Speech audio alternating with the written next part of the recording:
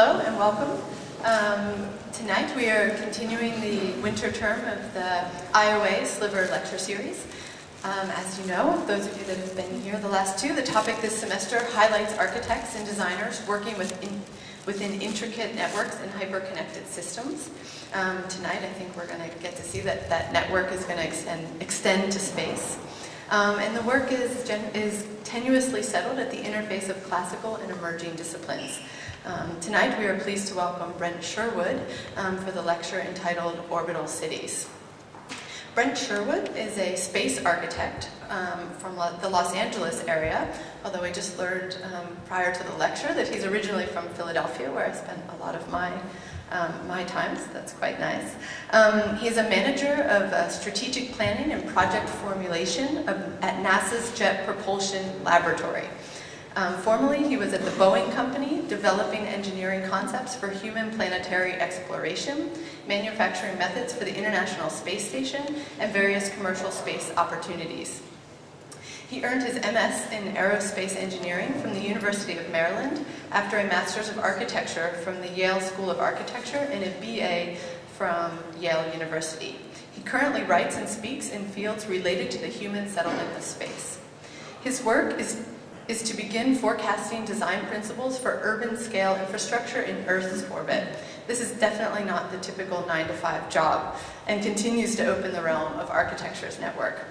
He's also recently published, he has published extensively on topics related to the exploration and development of space, including a new book that came out in 2009 entitled Out of This World, The New Field of Space Architecture.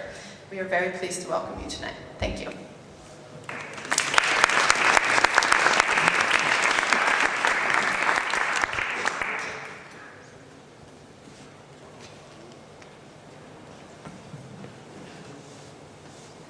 Thanks, Chrissy. Can everyone hear? Okay, good. Well, so the purpose tonight is to do a couple of things simultaneously.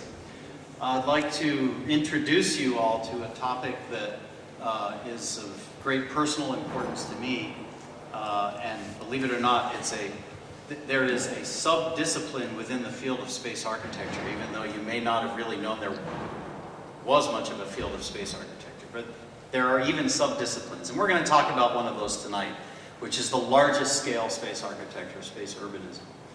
But also, because all or most of you are students of design or practitioners of design, there's another subtext to tonight's talk, which is methodological. And the guts of the talk, the core of the talk, will be building up, step by step, a partie for what urbanism might or should look like in low Earth orbit when it happens. And as students of design, I think you'll appreciate how that increments step by step. But I'm going to begin with a little bit of an overview and context setting that I hope will help explain and justify why the topic is relevant at all. So I want to begin with the definition of space architecture that we've come to, and it is this. This is the short version: theory and practice of designing and building the human environment in outer space. In 2002 in Houston, at the World Space Congress, we had a workshop following the Congress at which, now I can't remember, 40 or 50 practitioners and students of architecture and engineering who were interested in space architecture came together and hassled for a couple of days and hammered out this definition. And we've used it ever since, so that when people say, what is space architecture? What does that mean? Isn't all architecture about space?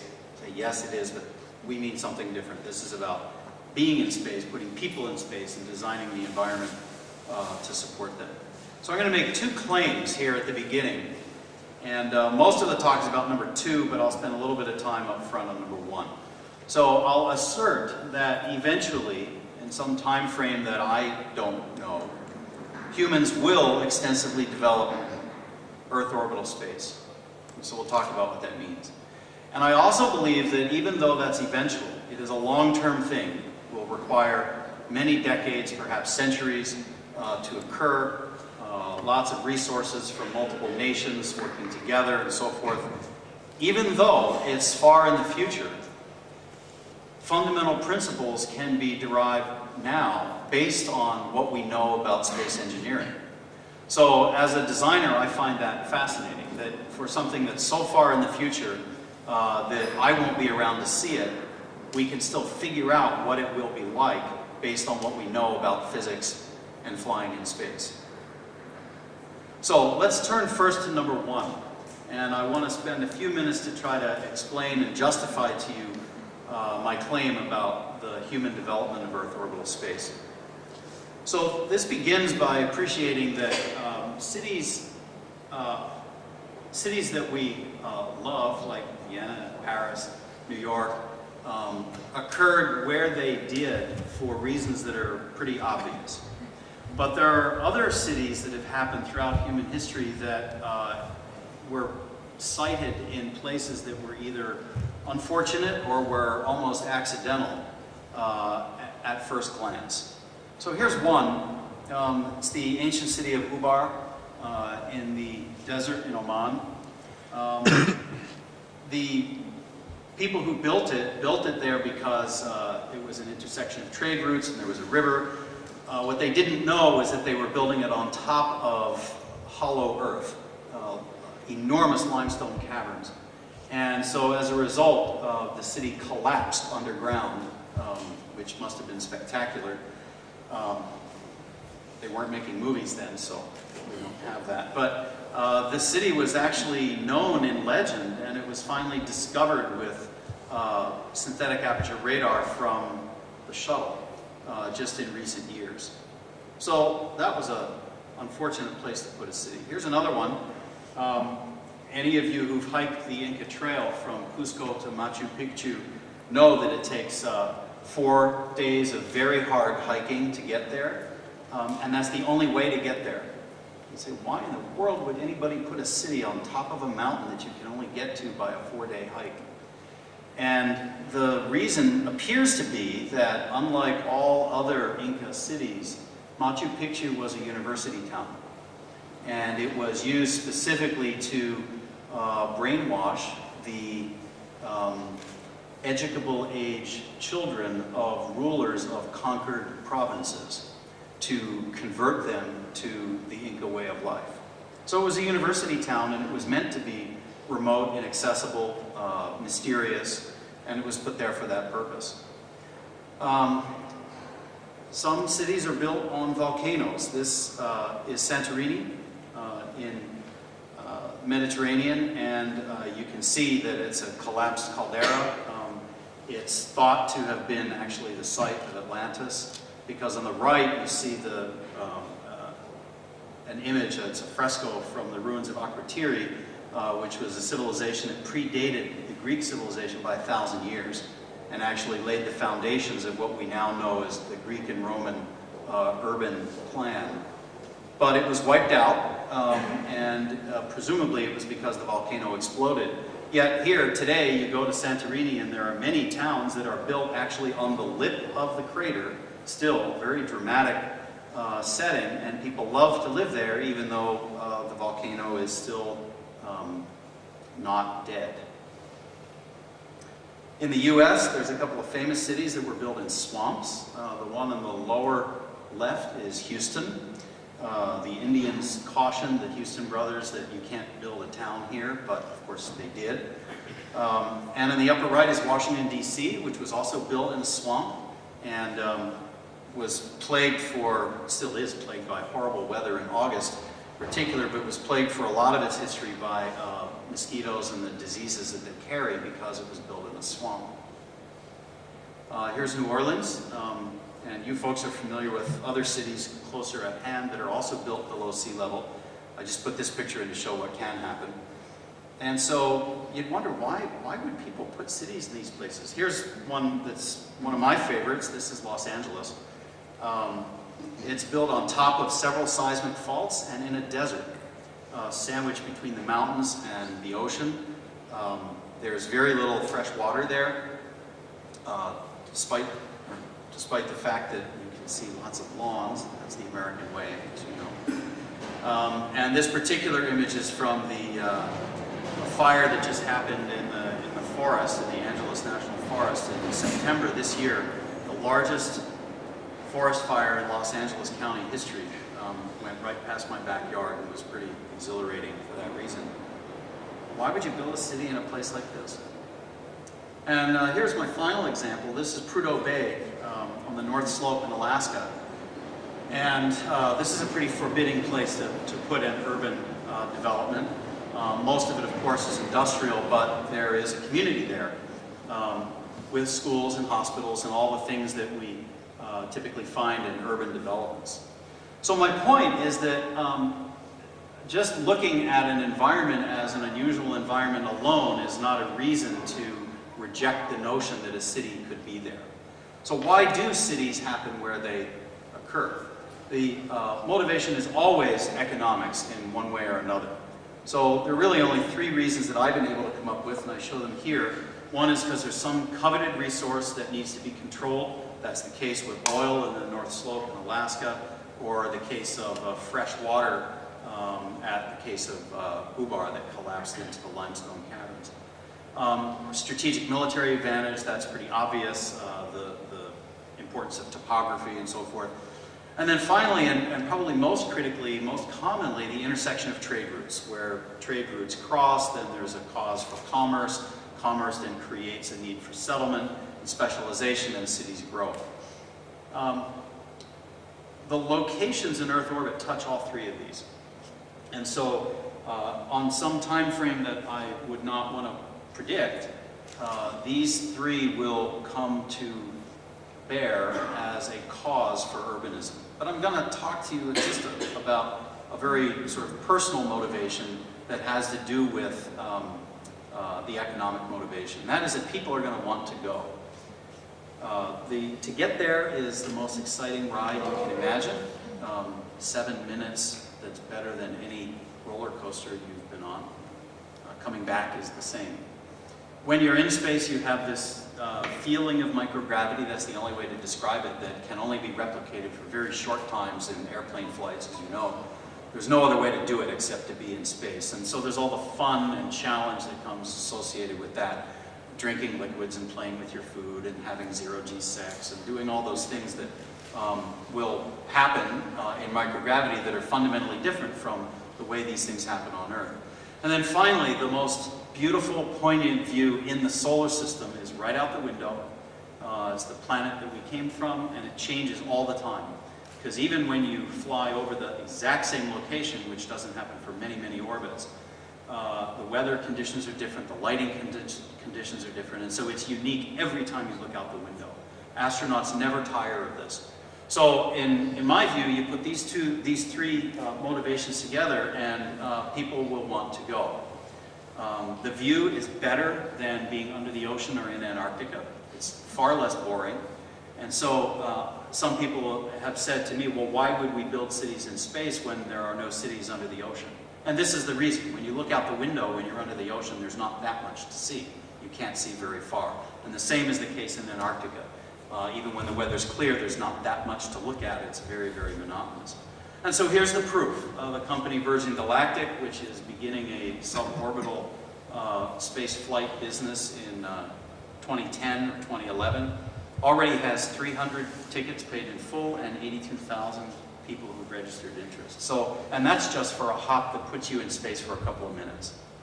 So the chance to be there and stay there for a week or 2 weeks on a vacation, I believe is sufficiently compelling and will drive the economics toward eventual development of settlements in Earth orbit.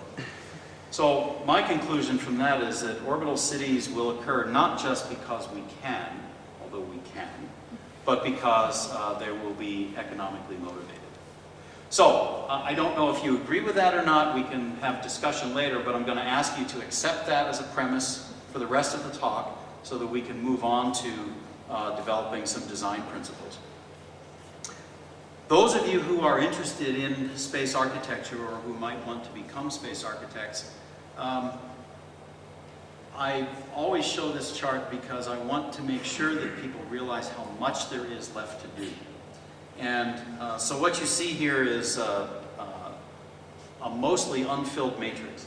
Down the left-hand side are different facets of the human environment, right? The ergonomic, how things actually fit around our bodies and how we move. The biological, that is how do we stay alive, how do we get fresh air and fresh water and food and carry waste away and those things.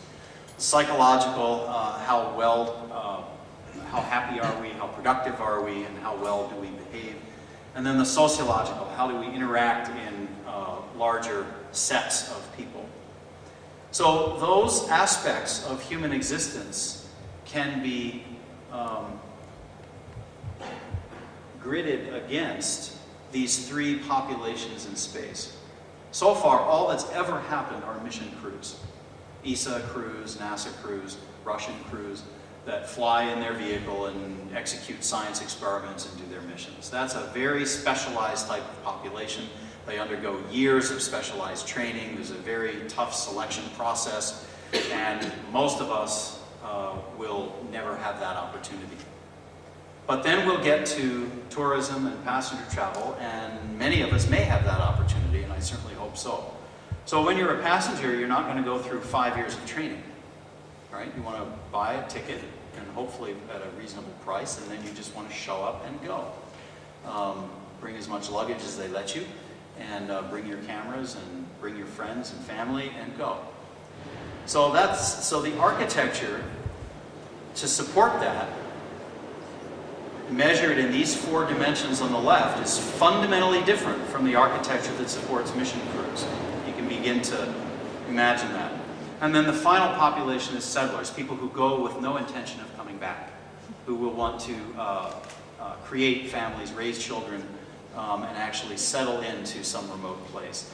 There again, the architecture needs will be significantly different, and so you'll most likely have a need for urban-type infrastructure and facilities and accommodations that we wouldn't even require for tourists or passengers, and we certainly would never require for mission crews. So the point of this chart is to remind you or to alert you that there is a lot left undeveloped. The check marks indicate work that's happened because of international space programs and information that we know some things about. We certainly know a lot about how to keep people alive and how to make them functional when they're part of a mission crew, but we know next to nothing about their psychology, and we know absolutely nothing about all the other unfilled cells of this matrix. So there's a lot of work for us in the future. Okay, so now I have to give you the commercial.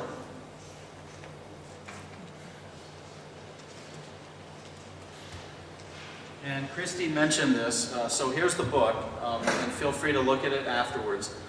You can get it on Amazon.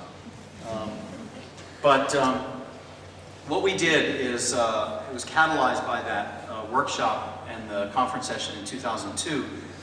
We got 26 of the practicing space architects around the world to work on 30 chapters, and so it covers this set of topics. I'm not going to dwell on this, but you can see there's a wide range of things in here, from introductory material all the way through orbital, planet surface, and terrestrial architecture that supports space missions like simulators and test facilities and spaceports.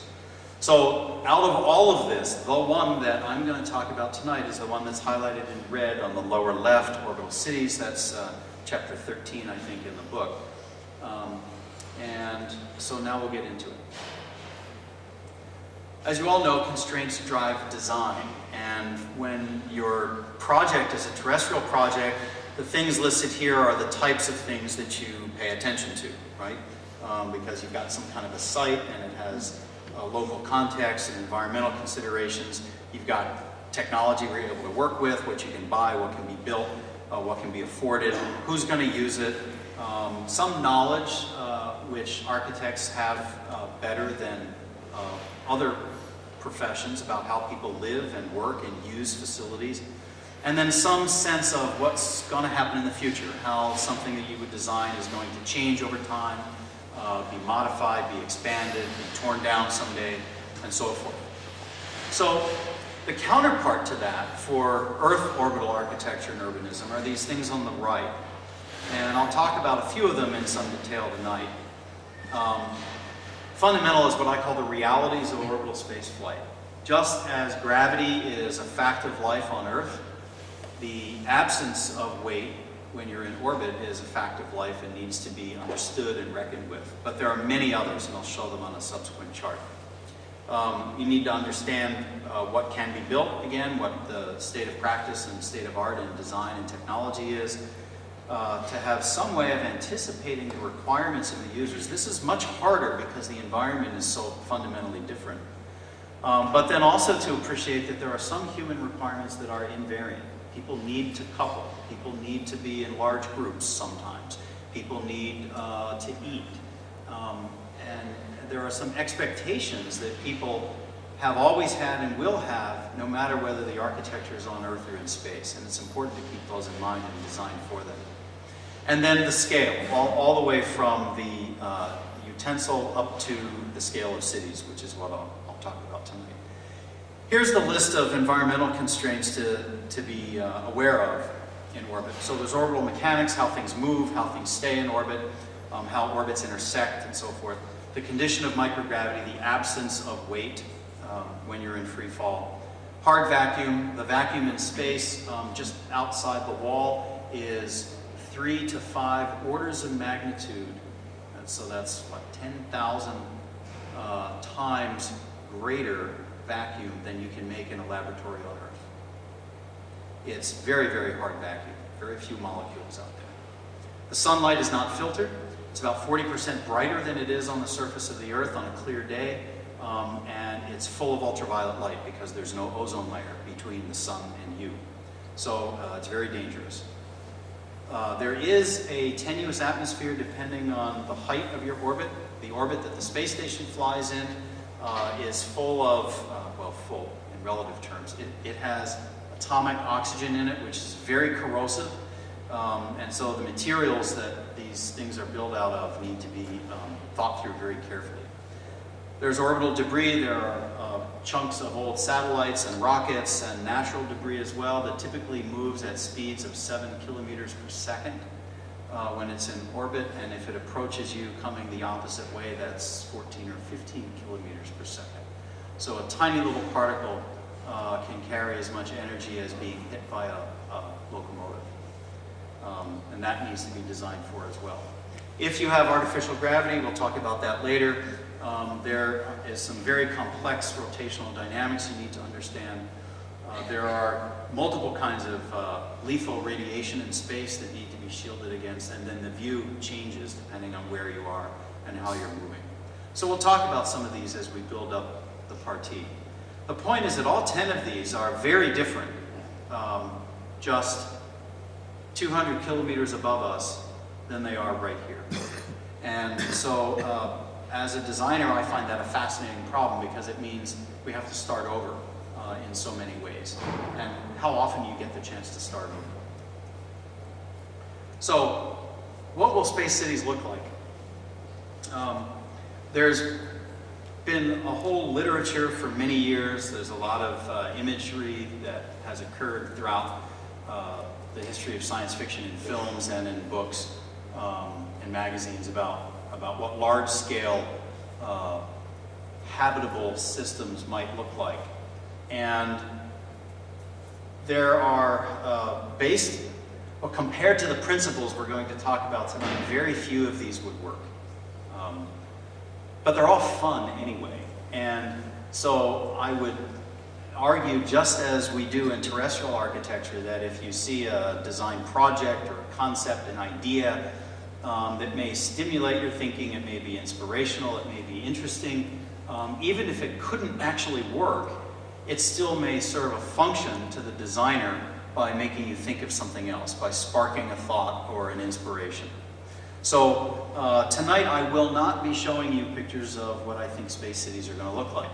What we are going to talk about is a diagrammatic partie that relates these constraints. So this is the list I showed you earlier: environmental constraints, the state of practice, what you can build, what you expect are the requirements, and how things will grow. And together, when you bring them together, you create an architectural partie. You guys do this all the time, so you understand this. And all we're going to be talking about tonight is partie.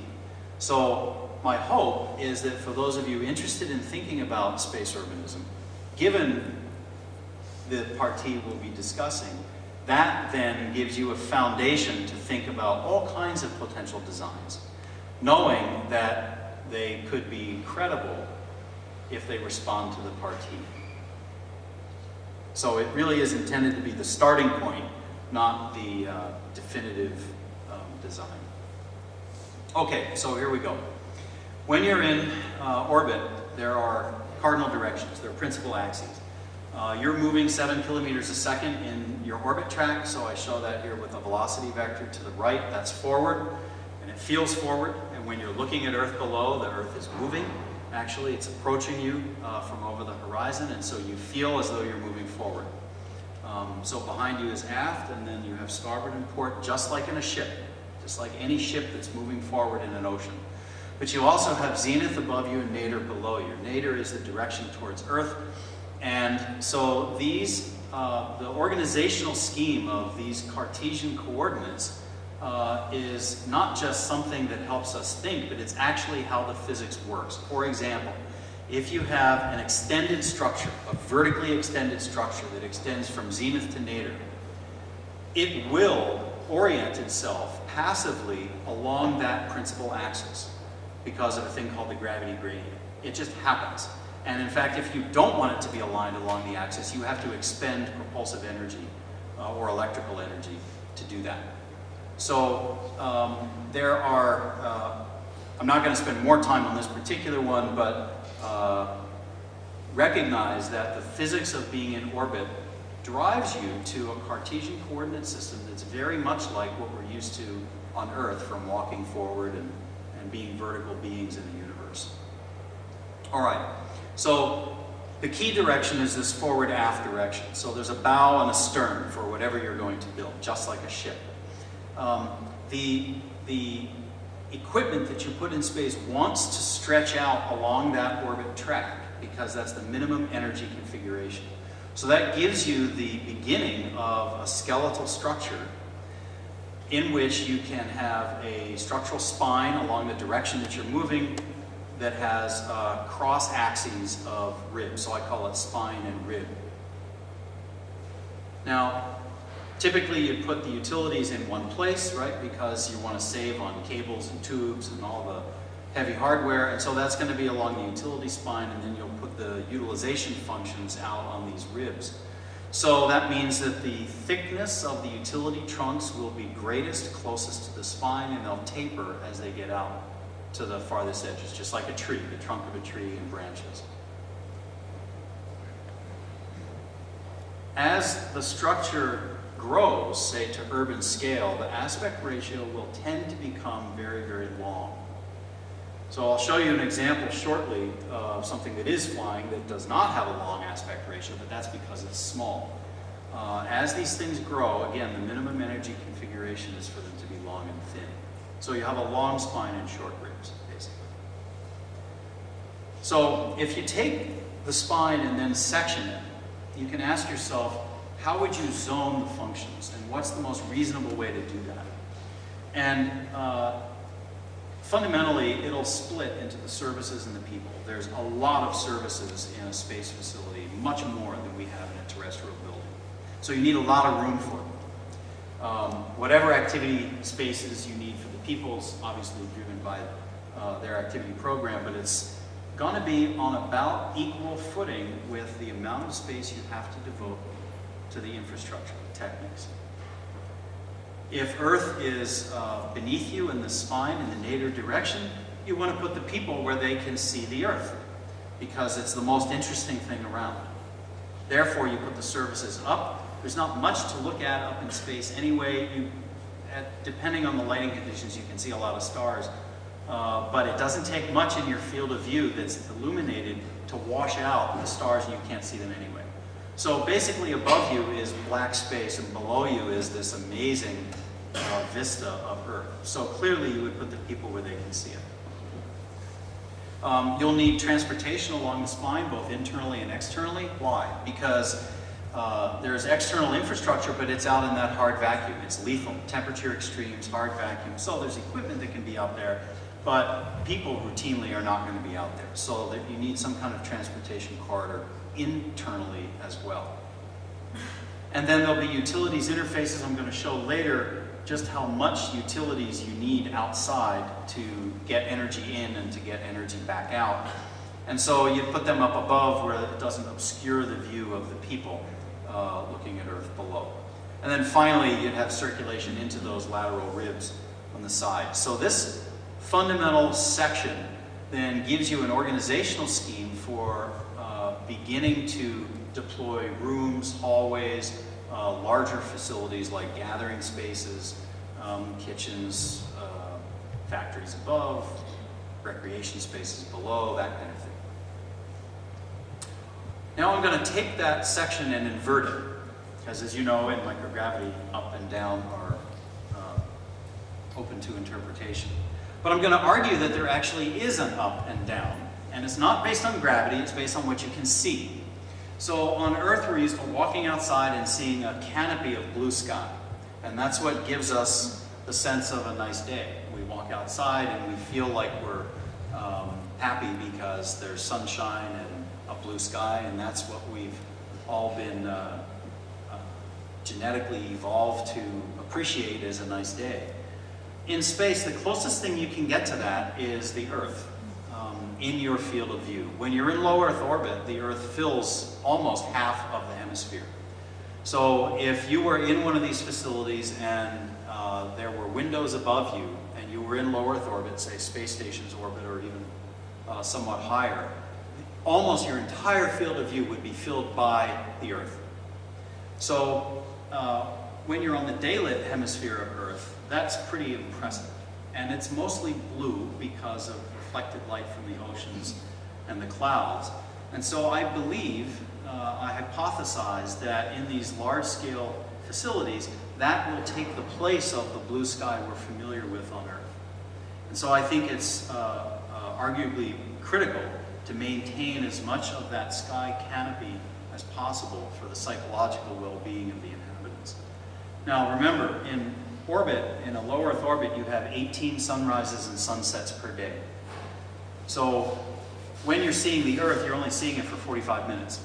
Then you're seeing the night side of Earth, which is also fascinating. You've all seen those posters of the Earth from space with the lights of the cities and so forth.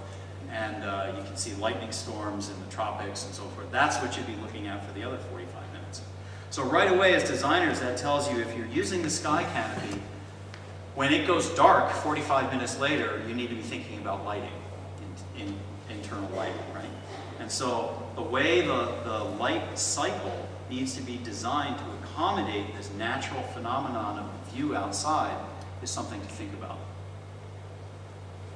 So if you are preserving the view, that's the best real estate, is any real estate in this facility that has a view of the Earth sky canopy, then the way you maximize density and still retain that view is to stretch your facilities out vertically from the nadir to the zenith direction along tethers. And we can do that in space. From, say, space station's orbit, you could have facilities deployed as far away as 50 kilometers down and much farther up before they trailed in the atmosphere too much. And so given such a long separation on a high-strength tether, then you could put a whole building, a whole town, a whole complex at the far end of that tether, and it would not obscure too much the view of the people above it. So that's what this diagram shows, is that the subtended blocked view is actually very small if you stretch these facilities out on a tether. So how do you move up and down the tether? You need elevators. And these are elevators that move in the vacuum. They climb along the tether, and then they berth laterally through pressure joints, and so you can get into the various levels of your facility. The other way you do it is the same way we do it in hotels on beachfront property. which is a ziggurat topology, that is a stepped topology that gives everybody an ocean view, essentially. Only in this case, it's pointing downward towards Earth instead of pointing forwards necessarily at the ocean. But it's the same principle. Now, if you're in one of these facilities that's at the end of a long tether, you're not actually in, well, you're not at essentially zero gravity. You're not in microgravity. There is some feeling, some sensation of weight. It's very, very small. But it's enough to cause dust to settle on the floor, for example, which it won't do in the zero gravity facility. And so there you have an opportunity to think about what it means to have an actual floor with some sense of weight, but the view being beneath you, right? So this is more like when you go into the top floors of a skyscraper with a floor that sticks out over the edge, and there's a glass floor that you walk over, and so you can see down to the city streets. It's like that, only you're a couple of 100 kilometers up. So there's a couple of ways to do that, with a gallery of viewing windows or actual viewports through the floor. So the sense of what this sky canopy means will invert in different parts of the facility if you have these tethered constructions. So let's put all this together. This says that along the direction of the velocity vector, which is shown by that arrow right there, then you would have facilities that are stepped back to preserve the Earth view, and then other facilities that are suspended beneath them on tethers. Now, we're not done yet, because remember I mentioned there's utility feed-throughs. You have a need to get energy into this thing. It'll either come typically from solar panels or solar dynamic heating power plants. So that's like making steam and so forth, the way we're used to on Earth, using solar concentrators. Or it'll be beamed to the facility from some off-site power plant that might be nuclear, for example. In any case, you need some kind of receiver for that energy. And all of the energy comes in electromagnetically. So it comes in the form of lasers or microwaves or direct photons from the sun. And so think of it as solar panels or the equivalent. You need that. But you also need very large panels to reject heat. When you're in space, essentially, because you're in vacuum, it's like being inside a thermos. There's no way to get rid of the heat. And every watt of energy you bring in, you have to get back out as heat, as waste heat, somehow. So a facility like this will need very large areas for energy coming in and heat rejection going back out. So the place to put that, given the sectional partie, is on top, where again it doesn't obscure the view. So I'm going to show you an example which actually follows this partie. You may think I'm just, making all this up. Well, I did, but it's actually true. And if you look at Space Station, this is a configuration 2 missions ago, but it's almost complete. And I just picked this one because it's the prettiest picture I could find. But if you look, Station typically flies. Okay, that's not going to show up, but that's okay. I'm going to gesture. Station typically flies with the direction forward is indicated. All the habitable facilities are the modules that are clustered in the center. And what do you see? You see the modules below, you see the utilities above, you see a cross-axis, which is a utility rib surmounted by these solar arrays and radiators. The radiators are the white things sticking up, which is actually forward, parallel to the Earth's surface. And the vertical things here, well, these other rectangles are the solar panels. They're very large, but they're pointing at you out of the screen. So they're pointing up exactly as the partie describes, and all the habitable facilities are lined up along this axis in the direction of motion suspended below. Now, Station did it this way because they very carefully, over many, many years, engineered the lowest cost solution to something that needed to be assembled out of parts, but would work and last and be incrementable, that could be added to And so it meets in its own way all of those criteria we talked about at the beginning. It's just a very, very small facility. So the overall size of Space Station is about the size of an American football field, from one side to the other, and including all the solar arrays. That may seem large, but as you know, when you get to the scale of a town, this only holds 6 people, right? When you get to the scale of a town, it'll be much, much bigger. And so the partee actually uses what's been learned from Space Station and then extends it for larger growth. Okay, so let's continue. This shows how above the axis we'll have all the utility stuff, the power plants, and that in fact provides the mass counterbalance for the tethered facilities below. Otherwise, the spine would not be, wouldn't be the center of mass, and it needs to be, for that's where the microgravity is. We can also use the step-back configuration at the very front. So there's an interesting thing that happened on Skylab many, many years ago in the early 70s. The Skylab was actually the first space station that flew, and the crews that were in it had to, this was back in the day when we didn't have digital photography, and the cameras that were studying the sun, which was one of the science experiments, were out on the end of a boom that had solar panels on it and so forth. And the way they had to change the film was to put on a spacesuit and go EVA and go climb along this thing and change the canisters of film. So, hard to believe, but that's actually what happened.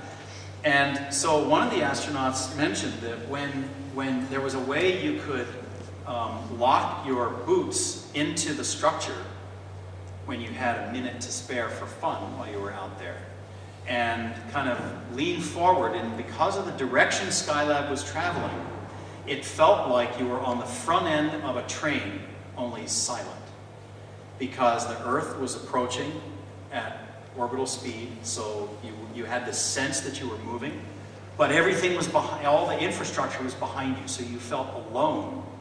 And it was a transformational experience that these guys liked a lot. So the same thing can happen in an orbital city, and clearly that real estate is very high value. So you want to use a step-back approach there as well, not just for the Earth view, but for the forward-looking view. That's critical. At the aft end is something that's also very important. There's a phenomenon that happens in orbit called the wake effect, which is, I mentioned this atomic oxygen, very tenuous atmosphere that space station flies through. It's very corrosive on the front. They're not oxygen molecules, they're oxygen atoms, and so they want to oxidize whatever they hit. They want to bind with it. And so it ruins all kinds of materials. It eats up plastic in a matter of weeks. But behind a structure that's moving through that is a wake. And in that wake, you can get extremely high grade vacuum, very, very pure vacuum, which presumably will have industrial value for industrial processes. And so it kind of happens behind some ram that you would put into that flow. So then if you put this together with the overall partee so far, you see that what you see here is the spine, the velocity vector to the right. You see the utilities above, the habitation zone below. At the aft end, where this high-grade vacuum can be created just by the motion of the system, is where some industries would inevitably occur. And then at the front end, where the view is incredible, as I described with the Skylab astronauts, that's where you want the leisure zone, or places where people can be, again, because of the view. So this also facilitates the way you get equipment and supplies onto and off of a station like this. The most common way, well, there are only 2 ways to approach a facility like this. One is along the velocity vector, the other is along the radius vector. You don't want to do it along the radius vector because you have all these things tethered below and tethered above. So you want the velocity vector approach. That's what's shown by the red plus minus V symbols here. And so this gives you a way to have passenger traffic approach to where the leisure zone is, which is a fun thing to watch out the window as well. and the freight traffic approach and depart from the stern where the industry is, because that's where the materials need to be. So that all works together. So if you put it all together, you have a facility which is fundamentally a spine with tapered cross ribs, utilities above, habitation below, leisure in front, passenger traffic approaching from the front, industry in the back, and freight traffic approaching from the back. Now, I'm going to get a little crazy on you here. I know you thought that was wild, but fasten your seatbelt. I mean, you know, as designers, one of the things that we need to do is examine the implications of what we design, right? And so that's what we're going to do for the next minute or two. So you can have multiple spines, and they become avenues, and then the ribs can cross-connect them, and they become cross streets. To me, this feels like Manhattan, right? And that's what it is. You have avenues and streets, and we all know how that works in cities, and it can work just as well in orbit. So that way you have growth, both laterally and longitudinally, and it all fits the physics. Then you can densify it and grow into 3 dimensions, so it really does become like Manhattan. It can get very, very dense. The thing that's interesting about this is that whereas I've been describing the view of Earth approaching and below as the best views, but once this thing starts becoming more dense, then the views of itself from itself also become interesting. So you can think of city view and mountain view, or city view and ocean view. This is the analog. And so there's lots of possibilities for intriguing design and living environments. All right, when it gets really big, like let's say the size of the megalopolis that connects Boston and Washington, D.C., it will actually follow the curvature of the Earth. Now, this is pretty imperceptible locally, right? It's still going to look flat locally. But because of orbital mechanics, if it's big enough, if it's long enough, if it ends up being something in which millions and millions of people are living, then it will eventually follow the curvature of the Earth. And if you were to do this at geostationary orbit, instead of in low Earth orbit, which is much higher up, and you could have space elevators. I'm sure you've seen some things in the literature about the technology challenges of space elevators. Then you could connect it all up. And you would have, instead of having rockets launching from the surface of the Earth and going to a thing like this, you would have an elevator ride that took probably a couple of days, moving very fast, to get you from the equator up to geosynchronous orbit and to a ring city that goes all the way around. This then starts to get you closer to the images that you've seen from the literature, like Larry Niven's Ring World and so forth. Thinking through some of these issues is what those things are based on. All right, so that was pretty grandiose. Now let's come back down to something that's a little more pedestrian and talk about artificial gravity. Space, as you know, is if you're in orbit, you're in free fall all the time, and it's very weird at first. It's upsetting physically for a couple of days for about 2/3 of people, and then everybody gets over it, and after that is just fun. So if you do go to space, you don't want to go for 3 days because you'll have a miserable time. You want to go for at least a week, and then you'll remember all the good stuff when you come home instead of all the throwing up part at the beginning. So, but being in microgravity for a long time is detrimental to your health.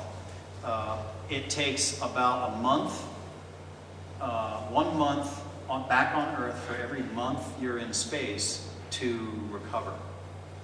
And so doing a 6-month tour of duty on a space station is very rough. That gets alleviated with artificial weight. Your body has sensors that you didn't even know you had in the soles of your feet that tell it that you're feeling gravity. And it's all linked in your system to maintain the strength of your bones and the position of your organs and your torso and so forth. And all that goes away in space. So the signals are confused and your body adapts to microgravity in ways which are not altogether healthy. So a lot of people have thought for a long time about what to do for long-term occupancy in space. And the solution, the only solution that's known that physically could work, is to produce artificial weight by putting people in a rotating system. So if you're a designer and you're trying to figure out what that means for a habitable environment, now all of a sudden that just made your life a lot more complicated. So we'll talk about some of those things. In terms of physics, the easiest way to incorporate a rotating system into the rest of your facility is to have it roll along the orbit track, essentially in the same direction that you're moving. And the reason for that is because that way the spin vector of your rotating system is parallel to the rotational vector of your orbit itself. Doing anything else gives you cross-coupled motions and costs energy. So I just show diagrammatically a few ways to do it.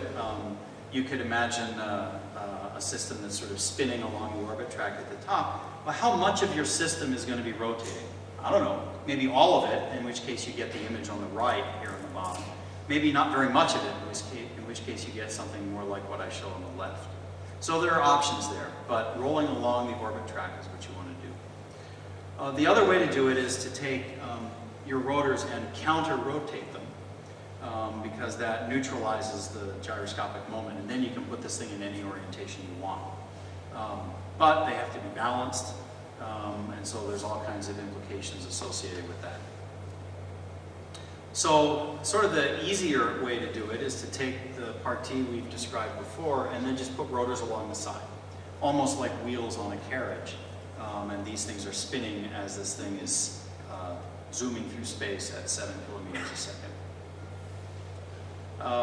Again, depending on how much you need spun up or not, that determines what the ratio of spun versus despun volume will look like.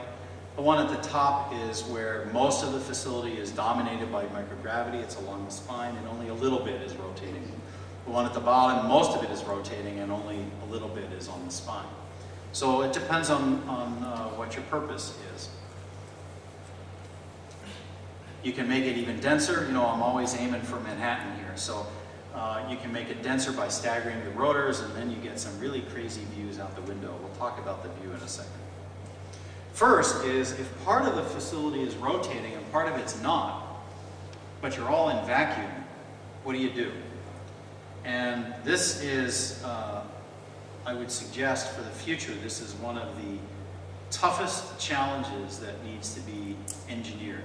Nobody knows an answer to this other than the brute force method I'm going to describe, which is not elegant.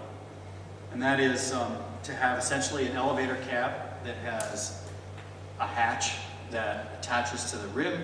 So you get in on the rim where there's weight, you get in the cab, and then it climbs along a tether or another structure after detaching so that you're protected in this enclosed volume until it gets to the axis where there's no gravity, and it reattaches, you open up the hatch, and there you are. So it's like taking an elevator in a skyscraper, only a little bit more cumbersome. But there's, nobody has figured out a way to have what's called a D-spin joint, where part of it is fixed and part of it's rotating, that also contains atmospheric pressure, and it would be human rated. Interesting design problem. So the view is really complicated if you're in a rotating system.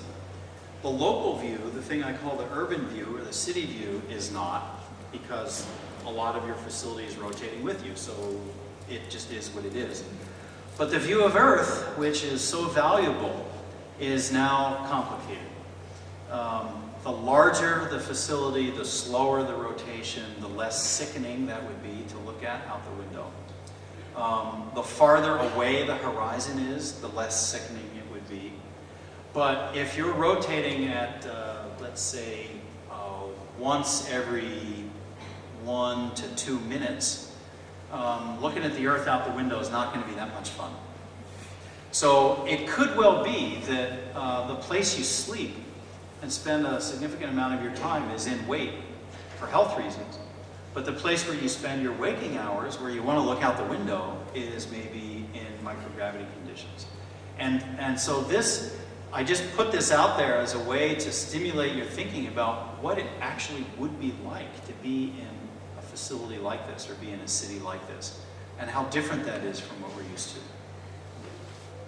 So here on the right, I just show kind of an expansion of the diagram on the left, just to show how the floors, several floors of a rotating facility, because there will be weight now, give you these different views, the local views or the vista views, the distant views. Okay, and then the final image just puts all that together. So it's the spine and ribs, it's this kind of raft-like structure, infrastructure above, habitation below, artificial gravity through rotation on the side, and moving along the orbit track. So when I look at images that people have suggested over the years for what very large-scale developments might look like in space, they kind of fall into two classes. And if you go back to the pictures I showed at the beginning, you'll be able to separate them. There's the ones who kind of get it and have one way or another come to images that seem to reflect this kind of partie. And then there's the ones who don't get it at all, and normally that's because they just invent artificial gravity that doesn't require rotation. So all those things you've seen in Star Trek and Star Wars and all those things, they all assume artificial gravity, and nobody has a clue how to do that except through rotation. So I like to think about these problems because I'm convinced that within a couple of hundred years we will have very large-scale developments in space. I think it's incumbent on us as designers to anticipate that and to be thinking about and trying to solve those problems in responsible ways all along the way. And besides, it's fun to think about the future, especially when your thoughts can be grounded in the reality of physics and what we actually understand could be built. So thanks very much for your attention, and if there's any questions, I'll be happy to entertain them or get into a discussion.